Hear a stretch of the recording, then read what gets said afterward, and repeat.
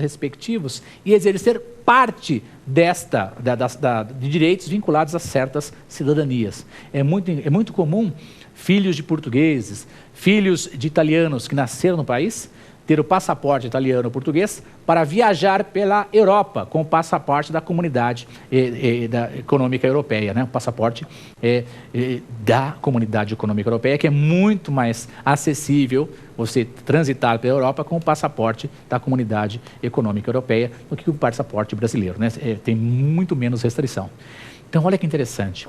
Ao nascer, o indivíduo pode ter uma, duas ou até 3 nacionalidades, porque estou vinculado ao nascimento, ok? Muito importante. Pessoal, nacionalidade primária, de origem originária, o indivíduo ao nascer pode ter uma, 2 ou até 3 nacionalidades. Agora, seria possível o indivíduo nascer e não ter nenhuma nacionalidade? Ser uma apátrida? Então, olha que interessante, anote no seu caderninho, apenas preste atenção, se for o caso. Quando se fala em apátrida, ou heimátulos, ou raimátulos, heimátulos ou raimátulos ou apátrida é um indivíduo que não tem nenhuma nacionalidade. Então, olha que interessante.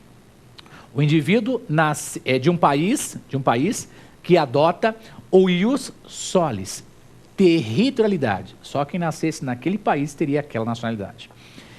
Os pais desse indivíduo, ou esse indivíduo, né, melhor dizendo, casa com alguém, né, da mesma nacionalidade, que adota o quê? Ius solis, territorialidade.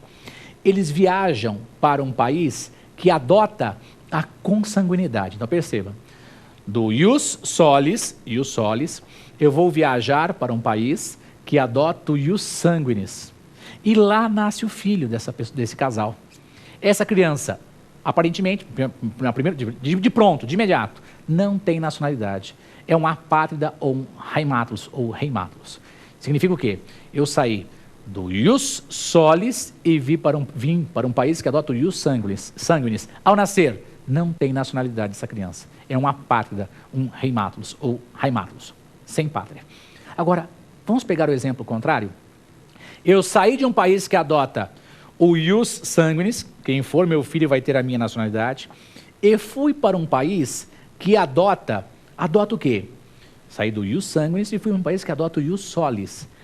Quem nascer naquele território terá aquela nacionalidade. Então, eu tenho possíveis 2 nacionalidades. A minha, do ius sanguinis, mais a nacionalidade do país onde eu nasci, que é a da territorialidade. Olha para você lembrar, para fins de concurso. Do sangue para o solo, tenho 2 marcas. A do sangue dá para saber o seu DNA. E da marca, ficou no chão o sangue, posso limpar, mas vai ficar a marquinha lá. Da consanguinidade para o ius solis, pelo menos 2 nacionalidades. Agora, inverta o exemplo. Do solo para o sangue. Se eu jogar terra em alguém, ele bate o pó e não fica nada. Dos ius solis, da territorialidade para o ius sanguinis, não tem nacionalidade. O exemplo não é o mais perfeito, né? Podia ser muito mais rebuscado, mas você guarda isso para sempre em concurso. Do sangue para o solo, DNA, mais a marca no piso, 2 nacionalidades. Do solo para o sangue, tirei o pó, não ficou nenhuma marca, sem nacionalidade. Então, olha que interessante. Nacionalidade primária de origem originária. Ao nascer, o indivíduo pode ter uma, 2 ou nenhuma nacionalidade. Critério da nacionalidade primária, critério da consanguinidade ou ius sanguinis. Critério da territorialidade ou do ius solis. Ok? Ao nascer, o indivíduo pode ter, então, uma, 2, 3 ou até nenhuma nacionalidade. O indivíduo ao nascer, né, pode ter uma, 2, 3 ou nenhuma nacionalidade. Ao nascer, nacionalidade primária vai dar origem ao nacional nato. Nacional nato é aquele que, ao nascer, pode ter uma, 2 nacionalidades ou até 3 nacionalidades. Nacional nato. E aquele que não tem nacionalidade é o apátrida ou o raimátulos, heimátulos, ok? Só isso? Não. Com relação ao tema nacionalidade, precisamos também enfrentar a questão da naturalização, ou processo de naturalização. Quando se fala em naturalização, o que é isso, professor? A naturalização. Primeira coisa, é um processo artificial. A naturalização envolve papéis, processo. E a naturalização, quem pode pedir a naturalização, professor? Um estrangeiro pode optar por uma nacionalidade de outro país. Então, a naturalização nada mais é do que um estrangeiro optar por uma outra nacionalidade. Um estrangeiro vem para o Brasil e adorou a nossa terra, o nosso povo, a vontade que nós temos de avançar, de evoluir, nossa cultura, nosso clima, e quer adquirir a nossa nacionalidade. Ele vai, então, ingressar com um processo de naturalização, processo artificial, papéis. O nacional naturalizado, ou seja, o brasileiro naturalizado, quem é? É um estrangeiro que optou por nossa nacionalidade. Esse nacional vai ser um brasileiro naturalizado. Guardou isso? Então, importante. Presta atenção. O brasileiro nato está vinculado ao nascimento. Ao nascer, já tem uma nacionalidade. O naturalizado é aquele que é um estrangeiro que optou por nossa nacionalidade. Muito importante para fins de concurso. Os senhores devem ler artigos 12 e 13. No artigo 12, inciso 1, eu tenho lá quem pode ser brasileiro nato. No inciso 1 do artigo 12 temos 3 alíneas, A, B e C. Nasceu no Brasil, ius solis, nasceu no Brasil, é brasileiro nato, salvo se os pais são estrangeiros e estão a serviço do seu país de origem. O pai é cônsul, embaixador, diplomata, adido militar. Então, estrangeiro, pai estrangeiro. Os pais são estrangeiros, estão a serviço do seu país de origem. Cônsul, diplomata, embaixador, adido militar. Vem para o Brasil representando o seu país de origem. Tem um filho aqui dentro, não vai ser brasileiro nato. Então, primeiro critério, artigo 12, inciso 1, alínea A. Nasceu no Brasil, é brasileiro nato. Salvo se os pais são estrangeiros e estão a serviço do seu país de origem. Alínea A. A linha B diz respeito ao quê? Aos brasileiros que vão para o exterior a serviço do Brasil. Então, brasileiro no exterior, a serviço do Brasil. Nasceu a criancinha lá, brasileiro nato. É a linha B do inciso 1 do artigo 12. E agora, importante, temos lá a linha C do inciso 1 do artigo 12, que é novidade. Emenda Constitucional número 54 de 2007. Você que vai prestar concurso, prova da ordem, tem que ficar atento à Emenda Constitucional 54 de 2007. E o que diz a referida emenda? Vamos dar uma olhadinha. Importante.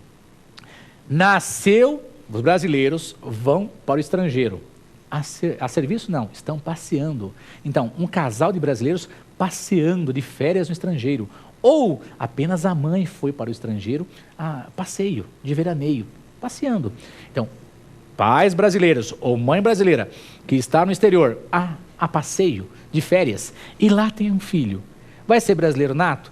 Será brasileiro nato se os pais fizerem o registro em uma repartição brasileira competente. Os pais fazendo o registro em uma repartição brasileira competente, nós teremos, nesse caso, um brasileiro nato. Interessante. E se os pais não fizerem o registro? Ora, essa criança vai ter que alcançar a maioridade, vir para o Brasil, residir e optar pela nacionalidade brasileira. Não é nem um pouco lógico, mas para fins de concurso, cai a linha C do inciso 1 do artigo 12, que foi, essa linha C, foi modificada pela Emenda Constitucional número 54 de 2007. Muito importante, tome cuidado com isso. É lógico, no inciso 2 do artigo 12, nós temos o brasileiro naturalizado. Quem é o brasileiro naturalizado? É aquele estrangeiro que optou por nossa nacionalidade. No artigo 12, inciso 2, nós temos na linha A naturalização ordinária. Seria a mais comum de ocorrer. O indivíduo é de nacionalidade de países que adotam a nacionalidade, a língua portuguesa. Países de origem de língua portuguesa. Residência por 1 ano ininterrupto no Brasil, né? Idoneidade moral, pode adquirir a nacionalidade brasileira. É lógico, além do artigo 12, inciso 1, a linha A, preciso olhar a lei, o Estatuto do Estrangeiro, a Lei 6.815. Além disso, na linha B do inciso 2 do artigo 12, nós temos a naturalização extraordinária. O que é isso? Seriam estrangeiros de países que não seriam de origem de língua portuguesa, teriam que residir no Brasil por 15 anos ininterruptos e sem condenação penal. É lógico, sem condenação penal com trânsito em julgado. Então, no artigo 12, inciso 2, brasileiro naturalizado, ok? Naturalização ordinária, que seria mais comum, dos estrangeiros oriundos de países de língua portuguesa. E a naturalização extraordinária de estrangeiros de países que não sejam da língua portuguesa. Tudo bem? Naturalização pode ser ordinária ou extraordinária. Então,